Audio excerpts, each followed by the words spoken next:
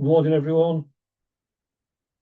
I'm going to do a talk this morning on Theosophical Masters, Buddha and Buddhism. I did this a while ago. This is a rewrite. I've added a few things, taken a few things off, made it a bit more for the general public. The last one was a little bit heavy going.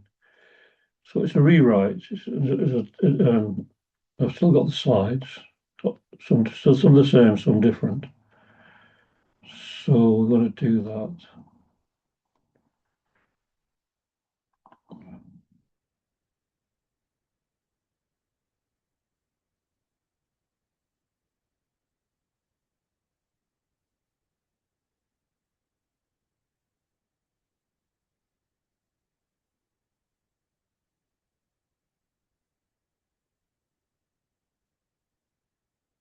Okay.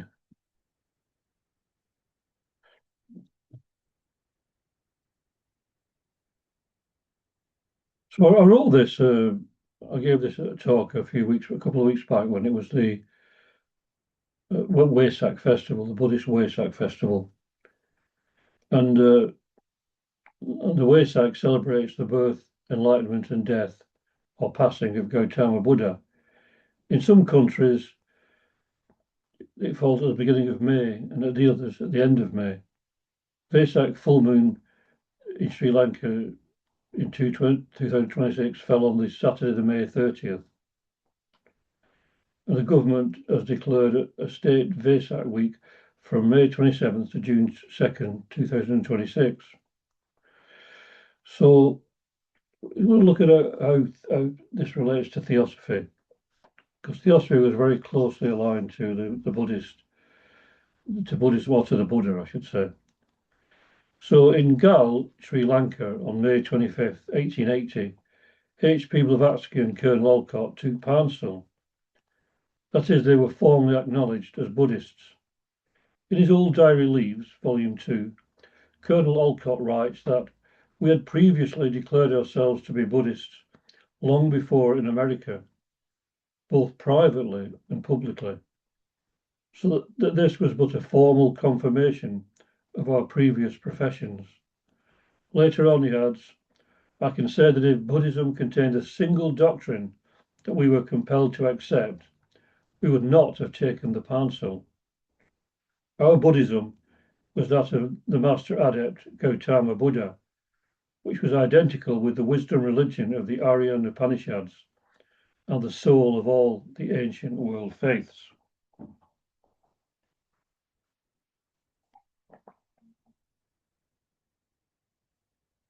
Now, later on, Alice Leighton Cleaver, who was an early member of the Theosophical Society, she also took counsel. And Cleaver was born in April 1846 in England, the daughter of an Anglican minister. She joined the Theosophical Society in 1885 and the esoteric section in 1888, and she was admitted to the inner group in 1890, where she had instructions from H.P. Blavatsky. To join the inner group was a very, very privileged thing. Only 12 people were allowed to do that. So she was obviously very highly thought of by H.P. Blavatsky, or HPB as we call her. The fellow with her is Basil Crump, who I'll mention a little bit about later. So in 1920, she was one of 5 Europeans to take Buddhist vows at Buddha Gaya under the auspices of Geshe Rinpoche at the Dongkar Monastery, Chumbi Valley in Tibet. These were the first Europeans to do so at that particular place.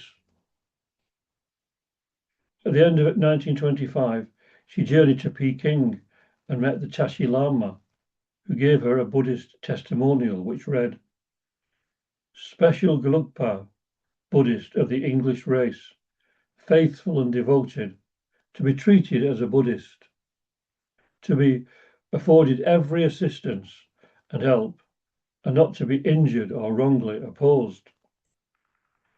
She also received a special passport for Tibet and in company with Basil Crump, who I pictured you saw earlier, and her son, travelled into Tibet and then down the Yellow River, where they were robbed by bandits. Arriving at Xining in northwest China after 6 months of exhausting travel. From Xining, she travelled by air back to Peking, and there published 2 pamphlets in Chinese, Why I Believe in Buddhism and Some Thoughts on Buddhism. They're contained in a book called Buddhism, the Science of Life, which I think is available maybe from Amazon. On May 4th, 1938, at Darjeeling in India, very close to an HPV passed, which was May 8th, 1891. So to take refuge means to take refuge in the Buddha or Buddha nature, to take refuge in the Dharma or spiritual teachings, and in the Sangha or company of monks, or in a wider sense, all those who are on the spiritual path. And these we can see that. So these rules were: I go to Buddha for refuge, I go to the Dhamma for refuge, I go to the Sangha for refuge. For the second time, I go to the Buddha for refuge. For the second time, I go to the Dhamma for refuge. For the second time, I go to the Sangha for refuge. For the third time, I go to the Buddha for refuge. For the third time, I go to the Dhamma for refuge. For the third time, I go to Sangha for refuge. As I've said before, you can look upon that in a wider sense too. And the 5 basic precepts of Buddhism are to abstain from killing living beings, to practice love, to abstain from taking the not given, to practice generosity and giving, to abstain from sexual misconduct, practice contentment. That's interesting. Abstain from false speech, practice truthfulness, and abstain from taking intoxicating substances, practice awareness and mental clarity.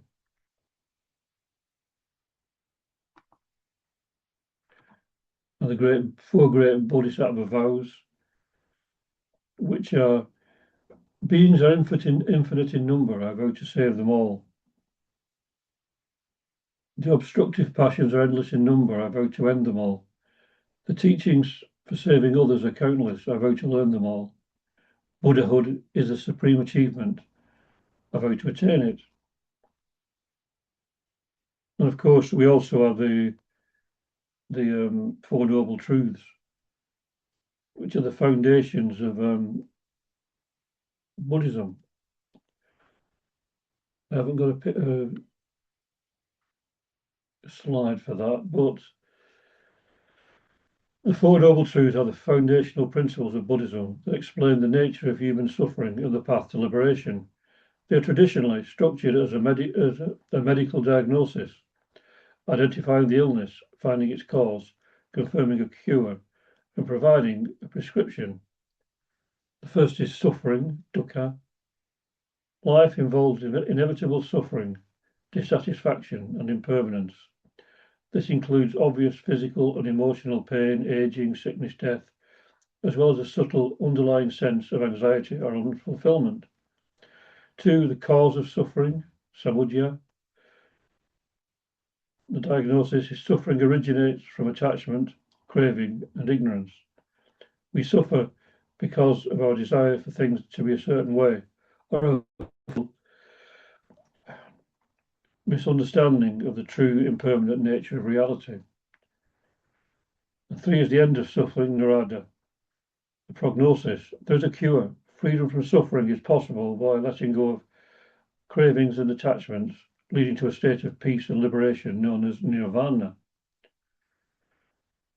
And 4 is the path to the end of suffering, the magga. The prescription: the method for achieving this liberation is the Noble Eightfold Path. This practical guide covers ethical conduct, mental discipline, and wisdom, comprising right view, right intention, right speech, right action, right livelihood, right effort, right mindfulness, and right concentration. So to us in this modern world, these may seem very harsh rules to follow, but they are meant for those who seriously want to follow the Buddhist way and get rid of anything that might stand in the way of spiritual awakening.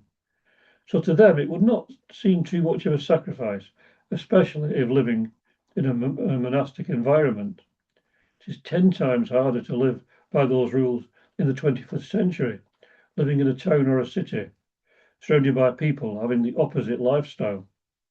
But they are just guidelines, and it is up to the individual to adapt their lives accordingly. There should be no dogma in Buddhism or Theosophy, for all that matter. So why did all these prominent Theosophists proclaim themselves to be Buddhists? Why not Hindus or Muslims? To understand this, we have to look at the Theosophical masters who gave us the teachings. In the Mahatma letters to A.P. Sinnett, Master K.H., one of the Theosophical masters, Kutumi, he's known to us as Kutumi, but he has his own secret name in the fraternity that he belongs to. The Master K.H. says that the chiefs want a brotherhood of humanity, a real universal fraternity started. They on several occasions proclaimed themselves to be followers of the Buddha. And one of the chiefs just mentioned, known to us as the Mahachohan, stated in a letter that we, the devoted followers of that spirit incarnate of absolute self-sacrifice, of philanthropy, divine kindness, as of all the highest virtues attainable on this earth of sorrow, the man of men, Gautama Buddha, should ever allow the Theosophical Society to represent the embodiment of selfishness, the refuge of the few, with no thought in them for the many, is a strange idea, my brothers. He also stated, Buddhism, stripped of its superstition, is eternal truth, and he who strives for the latter is striving for eternal truth, and he who strives for the latter is striving for Theosophia, divine wisdom, which is a synonym of truth. For our doctrines to practically react on the so-called moral code or the ideas of truthfulness, purity, self-denial, charity, etc., we have to preach and popularize a knowledge of Theosophy. That is why Colonel H.S. Olcott, who works to revive Buddhism, may be regarded as one who labors in the true path of Theosophy, far more than any man or woman who chooses as his goal the gratification of his own ardent aspirations for occult knowledge. Now, Colonel Olcott is still revered in Sri Lanka for opening Buddhist schools and even helping to design the Buddhist flag, as well as writing a book, The Buddhist Catechism. The flag was later adopted as a symbol by the World Fellowship of Buddhists and as the universal flag of all Buddhist traditions. Not a lot of people know that. And the thing about the flag, there's a symbology behind each of the colours. So the flag's 5 vertical bands represent the 5 colours of the aura, which Buddhists believe emanated from the body of Buddha when he attained enlightenment. The blue, which in Sanskrit is Nila, is the spirit of universal compassion. The yellow, Pali and Sanskrit, Pita, is the middle way. The red, Pali and Sanskrit, Loikata, is the blessings of practice, achievement, wisdom, virtue, fortune, and dignity.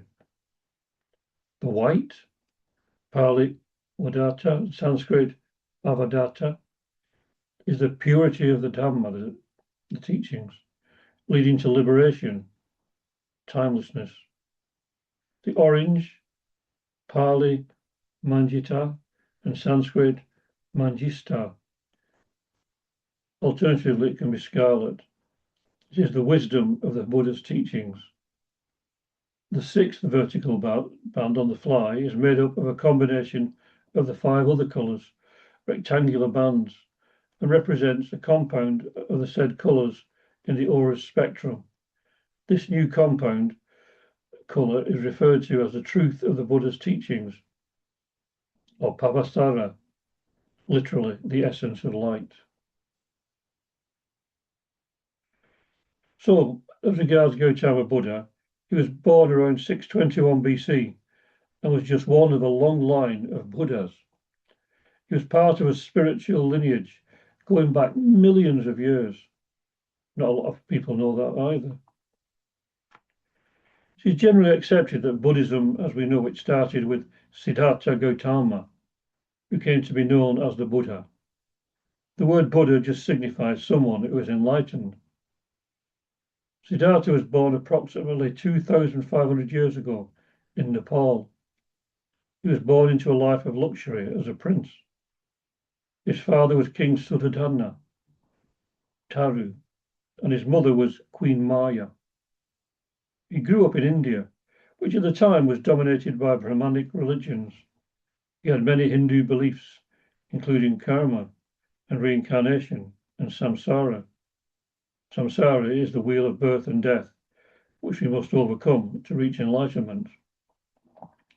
According to legends, Queen Maya had a dream in which she learned that she would give birth to a child who would be holy.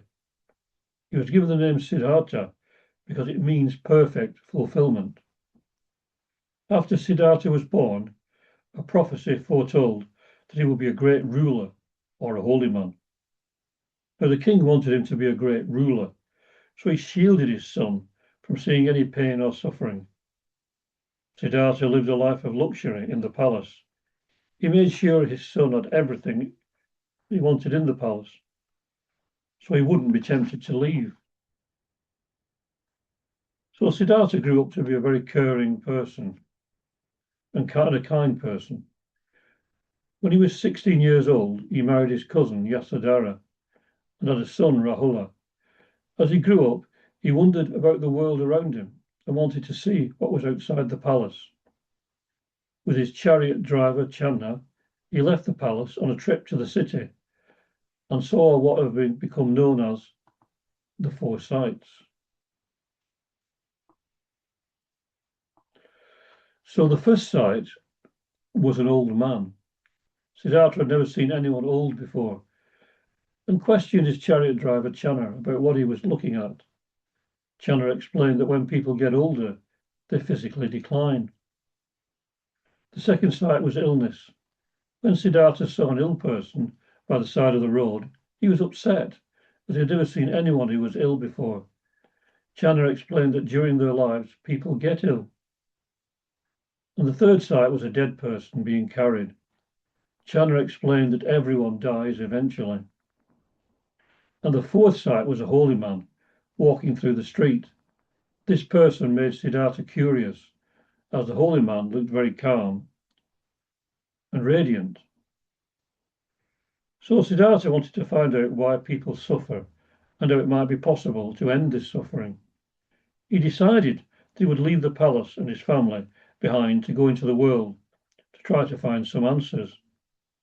He gave up all his possessions and expensive clothes to try to understand more about suffering.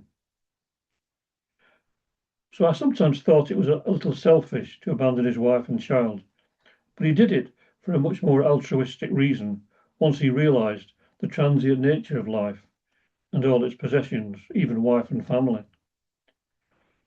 Also, his wife and son would be well looked after in the palace, and they later became his followers. He knew that he had a mission that was of vital importance for humanity, and that came first in his life. He spent some time as an ascetic, but then realized that it was not the way. So he decided on the middle way between being too lax and too strict. Buddhism is very much a religion of compassion. Many practitioners say that it is not a religion at all, actually, but just a way of life. Buddhist prayers are directed to the higher self or the God within, and not to an external being. So one of my favorite Buddhist prayers is the Golden Chain. So let's just contemplate this for a moment. The golden chain says, I am a link in the Buddha's golden chain of love that stretches around the world. I must keep my link bright and strong. I will try to be kind and gentle to every living thing and protect all who are weaker than myself. I will try to think pure and beautiful thoughts, to say pure and beautiful words, and to do pure and beautiful deeds, knowing that on what I do now depends not only my happiness, but also that of others. May every link in Buddha's golden chain of love become bright and strong, and may we all attain perfect peace.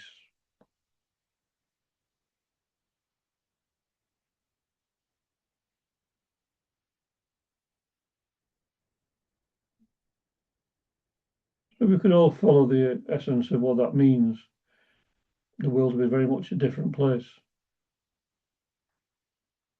Even if you're not a Buddhist, you can substitute Buddha's golden chain of love for Jesus's or Christ's golden chain of love, or Krishna's or whatever. But to do those things, to think pure and beautiful thoughts, say pure and beautiful words, and do pure and beautiful deeds, is the essence of what we need to bring into the world, what the world needs. So it is clear that the Theosophical Society was started to continue the work of the Buddha in the sense that it is to follow the path of compassion that the Buddhas taught, and all great spiritual teachers teach. This was made clear many times in the writings of H.P. Blavatsky, the Masters, and others. The Mahachohan, who I mentioned before, the very high spiritual being, states that among the few glimpses obtained by Europeans of Tibet and its mystical hierarchy of perfect lamas, there is one which was correctly understood and described. The incarnations of the Bodhisattva Padmapani or Avalokiteshvara and of Tsongkhapa and that of Amitabha relinquish at their death the attainment of Buddhahood, i.e., the summum bonum of bliss, and of individual personal felicity, that he might be born again and again for the benefit of mankind. In other words, that he might be again and again subjected to misery, imprisonment in flesh, and all the sorrows of life, provided that by such a self-sacrifice, repeated through long and dreary centuries, they might become the means of securing salvation and bliss in the hereafter for a handful of men and women chosen among but one of the many races of mankind. There's Amitabha Buddha, who's the Buddha of infinite light.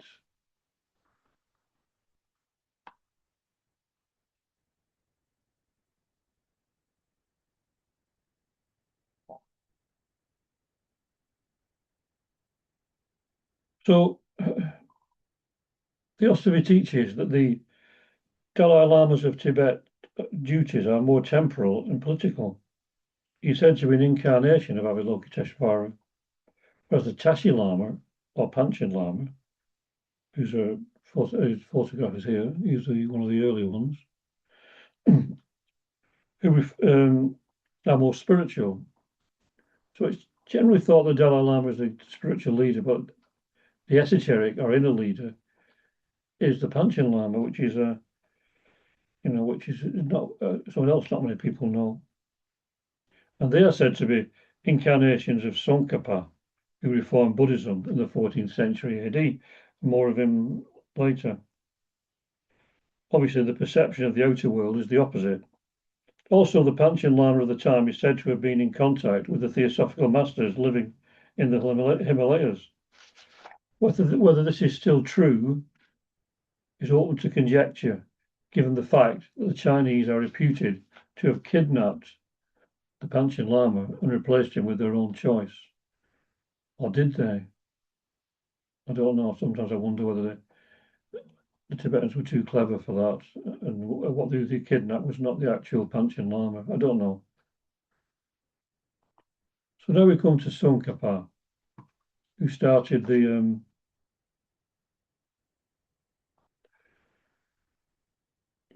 Yellow Cap or Gelugpa sect of Buddhism. in opposition to the Red Caps, who were becoming a bit degenerate. So he wanted to reform Buddhism in Tibet. So, and he is said to be an incarnation of the Buddha. And he made an edict at the end of every century, an attempt will be made to enlighten humanity spiritually. In 1875, that was the Theosophical Society. And before that, in the 19th century, I believe it was Mesmer, the Comte de Saint Germain, and Cagliostro. But it's not necessarily a person, it might be just an impulse, like at the end of the 20th century, when we had the New Age movement and gurus and teachers coming from the East, some genuine, of course, and some not. So we have to separate the wheat from the chaff. But there was a definite spiritual impulse towards the end of the 20th century. Because people tend to say, well, who was the person that came? Again, it may not be a person, or there may be a person that we don't know about, that is behind the scenes, perhaps. So very little was understood during H.P. Blavatsky's lifetime regarding Buddhism. Now times have changed, and there are many more scriptures translated by actual practitioners, not just intellectuals as they were in Victorian times, Orientalists who had much sympathy with Buddhism. And the translations are much more accurate and infused with spirit. That's another thing that happened at the end of the 20th century. These books started to come in. The only book at that time that contained such a spirit was The Voice of the Silence, translated by H.P. Blavatsky. This book introduced the concept of the Bodhisattva to the West and taught the path of compassion and the means to reach it by following the paramita path. This is, of course, nothing new, to be known in the East for centuries, but H.P. Blavatsky was one of the first to bring it to the attention of the West. It is accepted that the paramita path is the one followed by those who wish to tread the Bodhisattva path, in contrast to the self-centered Pratyeka Buddha path. And if anyone saw my last talk, it was about the paramitas. I'll just go through them very quickly again. Actually, just these paramitas are listed in The Voice of the Silence as Dana, the key of charity and love immortal; Shila, the key of harmony in word and act; the key that counterbalances the cause and the effect and leaves no further room for karmic action; Kshanti, patient, sweet, that naught can ruffle; Virag, indifference to pleasure and to pain, illusion conquered, truth alone perceived; Virya, the dauntless energy that fights its way to the supernal truth out of the mire of lies terrestrial; and Prajna, which makes of a man or a woman a god, creating him a bodhisattva, son of the jnanis. So in Buddhism, these are called the six perfections because the fourth virag is not included in traditional Buddhist teaching, as I mentioned in my last talk. There are said to be 10 for the committed priesthood. So it is possible that the extra one was added to provide a balance, as it is in the center, and also Theosophy has a sevenfold system. So this would fit into that and provide correspondences to the other sevens, like the principles in man, etc. So there's The Voice of the Silence. It's well with having a look at that. It's a very beautiful book, and it's got really very deep teachings, lots of warnings, but they're kind of friendly warnings, and to stop us falling into any traps that Maya may set up for us. So the position given to Gautama Buddha by the masters is a very high one. It is stated that he was a sixth round man. So again, we have the you can have a look over there while I'll carry on. So the position given to Gautama Buddha by the masters is a very high one. It is stated that he was a sixth round man, and that even he in time would have to be reincarnated on a much higher level. In the Mahatma letters to A.P. Sinnott, letter 17, Master K.H. states, he differed from other men as much in his physical appearance as in spirituality and knowledge. Yet even he escaped further reincarnations, but on this earth. When the last of the sixth round men of the third ring is gone out of this earth, The great teacher will have to get reincarnated on the next planet. Only and since he sacrificed nirvanic bliss and rest for the salvation of his fellow creatures, he will be reborn in the highest, the seventh ring of the upper planet. Till then, he will overshadow every decimillennium. Let us rather say, and add, has overshadowed already, a chosen individual who generally overturned the destiny of nations. And that's from Isis Unveiled, Volume 1, page 34 and 35.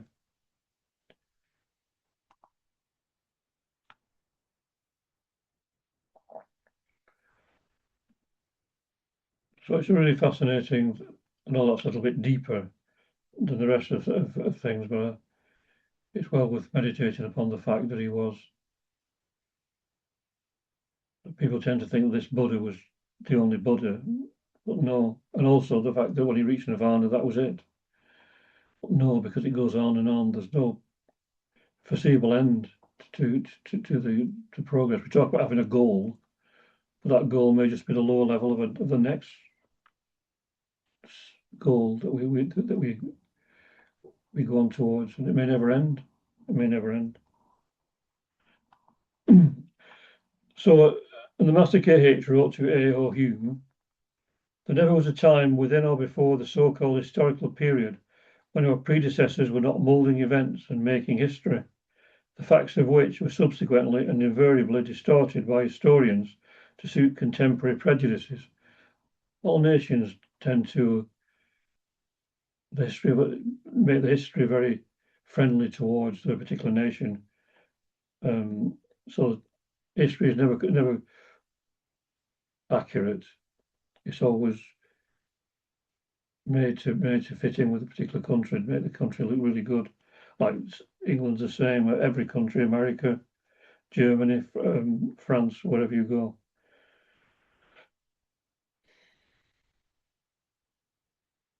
I think things are changing a little bit now. I think we've been a little bit more honest about our history, but at this particular time it wasn't so. So, are you quite sure that the visible heroic figures in the successive dramas were not often but the puppets? We never pretended to be able to draw nations in the mass to this or that crisis, in spite of the general drift of the world's cosmic relations. The cycles must run their rounds. Periods of mental and moral light and darkness succeed each other as day does night. The major and minor yugas, which are periods of time, must be accomplished according to the established order of things. And we, borne along on the mighty tide, can only modify and direct some of its minor currents.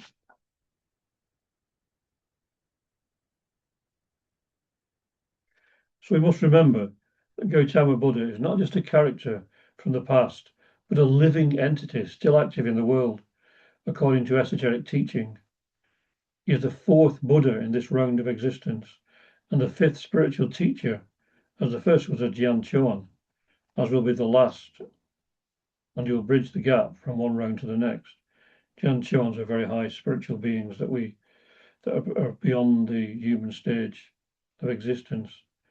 We are said to be in the fifth sub-race of the fifth root race, in the fourth round.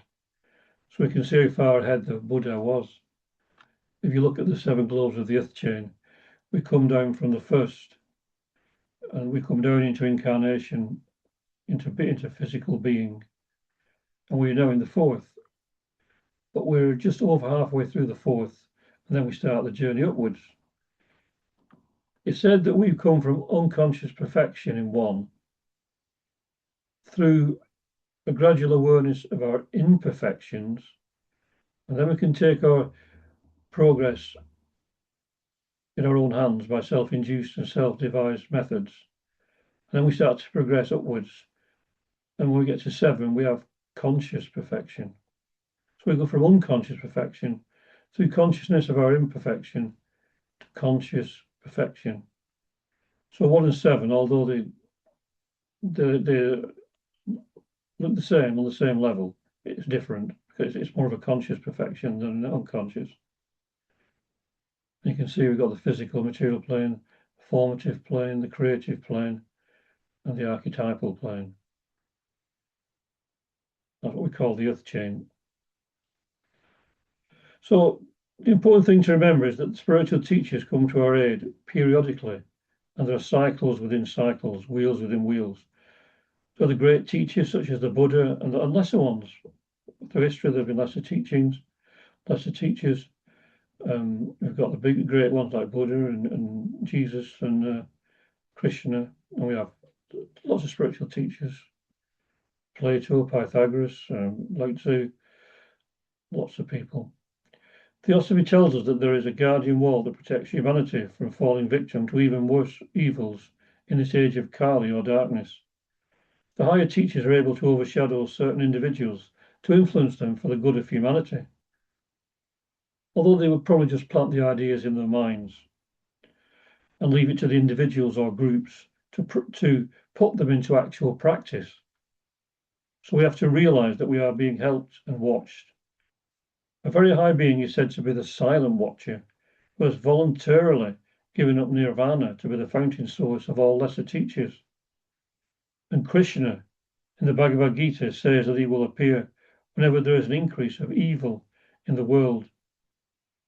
Krishna is, in one sense, our higher self, and if we have trust and true faith, will always come to our rescue when we are facing danger of any kind.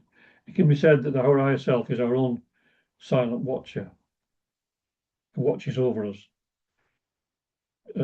W.Q. Judge, one of the early founders of the Theosophical Society, said that the higher self is our truest friend if we will accept that friendship. But if we fight against it, it can become our greatest enemy. On a different level, the same force will work for the good of the whole planet. Robert Crosby, the founder of the United Lodge of Theosophists, mentioned the power of the 59th minute of the 11th hour.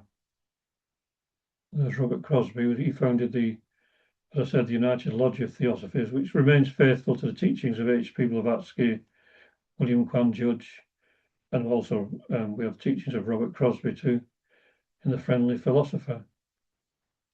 B.P. Wadia is another one.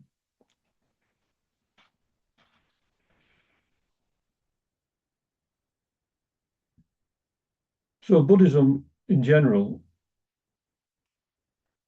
splits into two divisions, the Mahayana and Hinayana schools, or the small vehicle and the greater vehicle. I'm not quite in tune with all of these things, all of these ideas, but if you look at the 1, 2, 3, the fifth one, 1, 2, 3, 4, 5, 6. Yeah, the key virtue of the Hinayana or the Theravada is wisdom. Or in Mahayana, it's more to do with compassion. And the ideal of the Hinayana on the left is more to develop to become a Harat. Sorry about that. Go back to that. It's to become a Harat. But the Mahayana is to become a Bodhisattva. I did that just so you could get the top. You can see the top of it. And so sometimes the Theravada, if you try to reach nirvana for yourself, it's called being the Pratyeka Buddha, which is a selfish Buddha, because you don't particularly think of other people. You just spend your time meditating to try and reach a high level of being. You don't think about other people or trying to help others. You may just go into a monastery or go into a cave in the Himalayas or something and just completely forget about other people. Just meditate on trying to reach enlightenment. Whereas a bodhisattva will spend all his time trying to help others, to lift others, to inspire others in whatever way they can.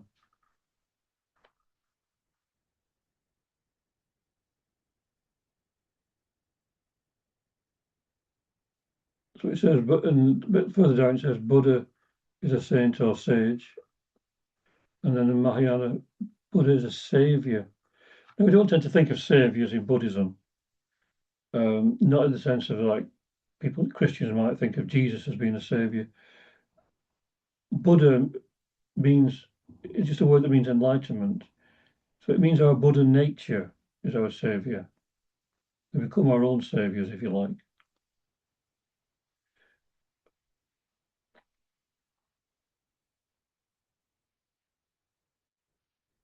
So the Theravada also has Pali texts, which are some of the very basic Buddhist teachings, but the Mahayana has many latest texts that were written centuries after the Buddha passed on.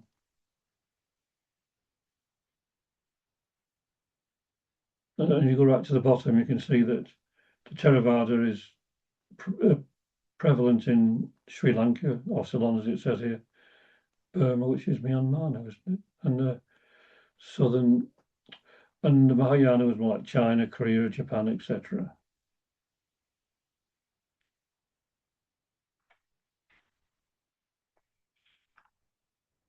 So the Theravada is said to be more in tune with the heart doctrine. It was the Mahayana is said to be more in tune with the heart doctrine that came from the Buddha's heart, and the second came from his head, which is more intellectual, and that's even more like the Theravada. The Lotus Sutra, which was said to be one of his last teachings, introduced the idea of the Ekayana, the one vehicle, saying that the other vehicles were just preparatory for the final teaching, which emphasizes that everyone has the Buddha nature. And some of you will have heard me mention a character from the Lotus Sutra called the Bodhisattva Never Despise. He lived in a time when people were living dissolute lives, and he was trying to spread the true teachings. People would mock him and even attack him physically, but he would always get up, look them in the eye, and say, I cannot despise you, for you'll all be Buddhas someday. Which is a great lesson for modern times, whether you use the word Buddha, Christ, or just spiritual beings. There are many schools of Buddhism. Zen is my favorite, as it teaches us to go beyond any form of structured teaching to a direct perception of truth, or a level of truth. That doesn't mean that we may have to go through we may not have to go through some discipline primarily to reach that state, though. But most religions never get beyond the state of dogmatism, believing that is enough to get to heaven, enlightenment, or wherever. That said, Zen Buddhism teaches direct perception of truth. Buddhism was already active in China when the great sage Bodhidharma came from India and met the Emperor Wu. Wu said to him, I have built Buddhist temples and translated Buddhist scriptures. What is my merit? Bodhidharma replied, none whatsoever, probably because he thought Wu was feeding his ego, and also doing those particular things doesn't make you automatically spiritual. Now, some of Bodhidharma's teachings were, as long as you look for a Buddha somewhere else, you'll never see that your own mind is the Buddha. He also said, vast emptiness, nothing holy. And if you use your mind to study reality, you won't understand either your mind or reality. If you study reality without using your mind, you'll understand both. So you have to go beyond the mind, beyond the intellect to really understand truth. It's what I described in the previous talk, I think, as wisdom beyond wisdom.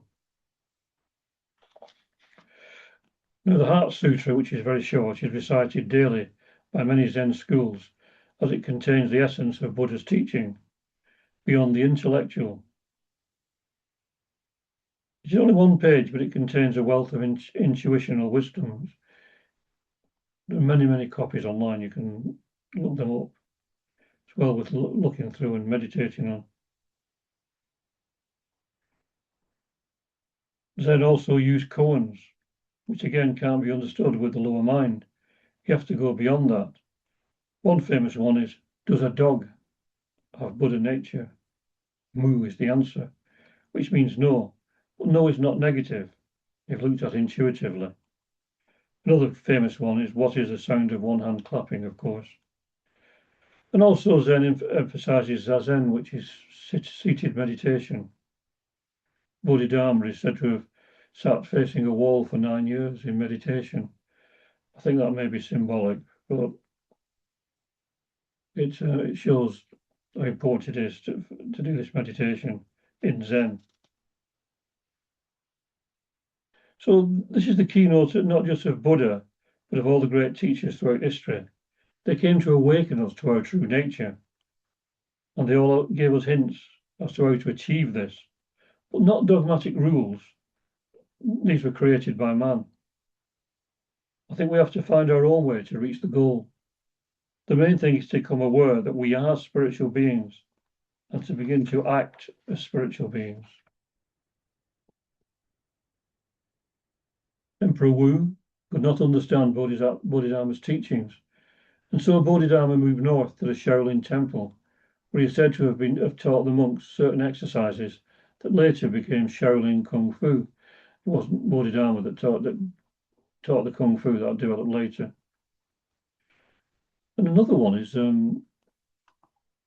Shin Buddhism, or Jodo Shinshu, the true Pure Land school. And it's the largest school of Buddhism in Japan, founded by Shinran Shonin in the 13th century. It emphasizes reliance on other power, Tariki, the other power of Amida, Buddha's compassion, rather than self-power, which is Diriki, to attain enlightenment, primarily through chanting the Nembutsu, which you can see here, Namu Amida Butsu, as an expression of gratitude. To me, other power, to my mind, means reliance upon our divine self, rather than our lower nature. As it says in The Light on the Path by Mabel Collins, stand aside in the coming battle, and though thou fightest, be not thou the warrior. Look for the warrior, and let him fight in thee. Take his orders for battle, and obey them.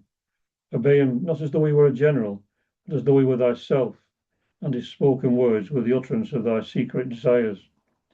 For he is thyself, yet infinitely wiser and stronger than thyself. Look for him, else in the fever and hurry of the fight thou mayest pass him, and he will not know thee unless thou knowest him. And if this is so, then canst thou go through the fight cool and unwearied, standing aside and letting him battle for thee. Then it will be impossible for thee to strike one blow amiss. But if thou look not for him, if thou pass him by, then there is no safeguard for thee. Thy brain will reel, thy heart grow uncertain, and in the dust of the battlefield thy sight and senses will fail, and thou wilt not know thy friends from thy enemies. He is thyself, yet thou art but finite and liable to error. He is eternal and is sure. He is eternal truth. And once he has entered thee and become thy warrior, he will never utterly desert thee. And at the day of the great peace, he'll become one with thee. I did recite some of that in my last talk.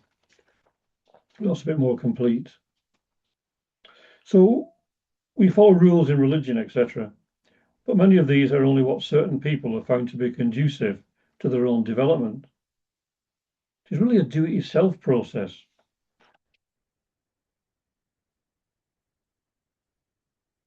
It's very encouraging to know that there are those who have volunteered to come to Earth to keep us in touch with who we really are, especially during difficult times. We also have our own guru when we begin to awaken to our own higher self. The Mahachohan wrote, all of us have to get rid of our own ego. That's from The Light on the Path by Mabel Collins. I'll show you that before.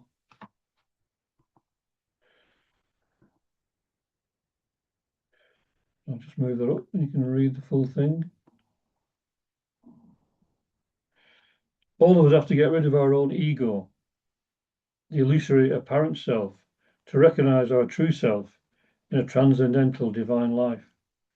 But if we would not be selfish, we must strive to make other people see that truth, to recognize the reality of that transcendental self, the Buddha, the Christ, or God of every preacher.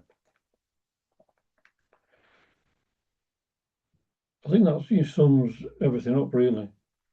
All of us have to get rid of our own ego, the illusory apparent self, the self that we think we are, that society has made us. We relate to our name, our job, our situation in life, all these things that society has given to us, but we have to strip all those away to get back to what we truly are. When all those disappear, we are what we truly are. Again, here we are, this is the Mahayana. But if we would not be selfish, we must try to make other people see that truth, to recognize the reality of that transcendental self, the Buddha, the Christ, because we're all one. We're all one inwardly. Buddhists and Taoists call this true self the true man or woman. It is who we are in reality when we have stripped away all the masks. As I said, Confucians prefix an adept's name with real human. We become human when we take the stance of being spiritual beings, when we act and work from that stance. Even if we fail 100 times, we must come back and try.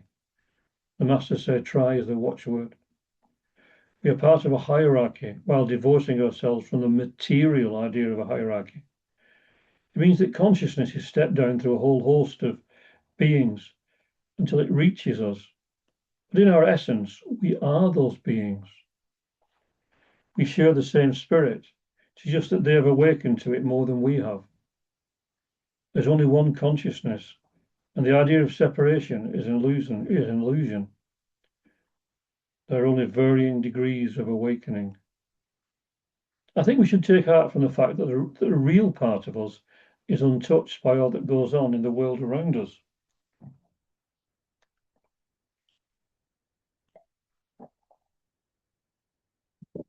In the final analysis, those on the side of the good, the true, and the beautiful cannot be defeated. If there are those who kill the body, they cannot kill the soul. They only sever their connection with their own soul. Conscience is the stirring of the divinity within us. To stifle the conscience is to become soul dead, and that's the real death. And so many in the world are encouraged to stifle their conscience and become hard-hearted. It's all about survival of the fittest and competition. So generally, the world bases its thoughts and actions on wrong premises. People try to hang on to life and prolong life, not really knowing what life actually is. Life is life. It goes on forever. And this earth is one of the most limited and constricted manifestations of it.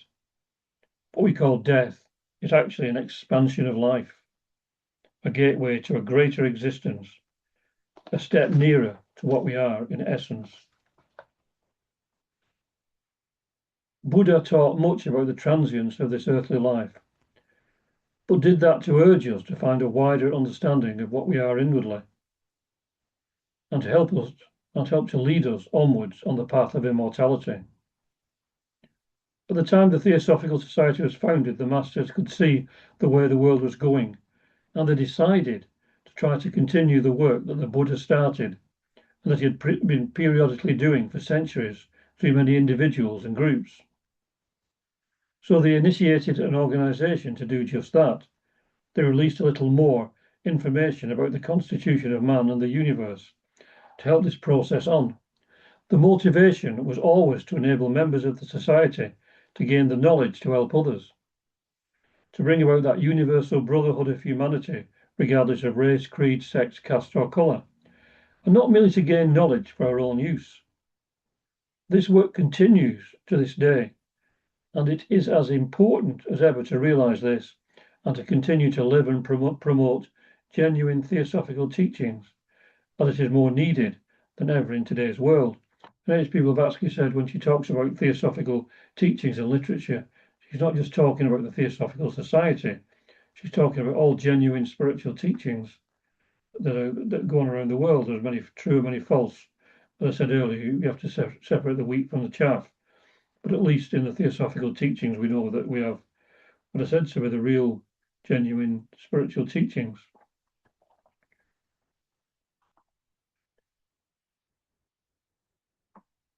So it was important to remember the importance of the Buddha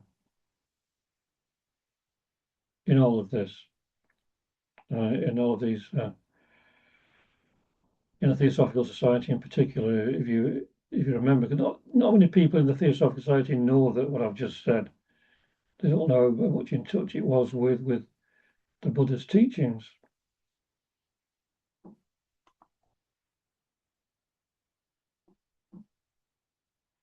Well, those pictures of the masters, Kutumi, I'm not sure how genuine those pictures are, but they're quite famous ones.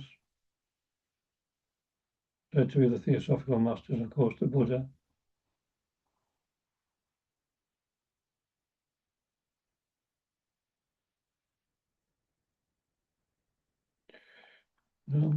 Try and move my new stuff away. I'll come back in a minute. So, so this is I just had to finish with something from H.P. Blavatsky, which I've used in I may have used it in my last talk. I've used it quite a lot of times because I like to finish on this.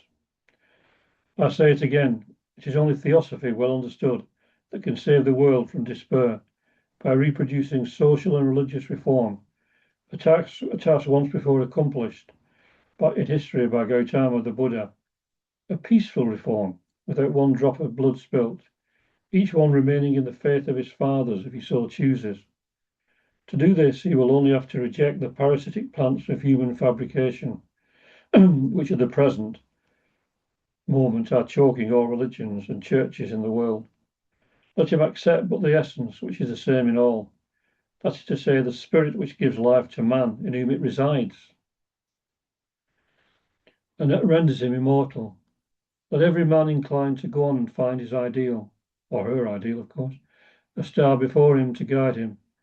Let him follow it without ever deviating from his path, and he is almost certain to reach the beacon light of life, the truth, no matter whether he seeks for and finds it at the bottom of a cradle or of a well. And that's from H.P. Blavatsky in the Beacon Light of Truth, an article called The Beacon Light of Truth. And the one thing that HPB and the Theosophical Society promotes is there is no religion higher than truth. There's no religion higher than truth. We see at the top we have the Om symbol, and the one underneath it used to be a swastika, but it was found to be controversial. So it's the whirling cross. And then we've got symbol of eternity and the interlaced triangles representing spirit and matter. The Tao. It tends to say the Tao because I think of the Chinese, but it's a Tao, which is a Egyptian symbol. I think it's So that basically is it.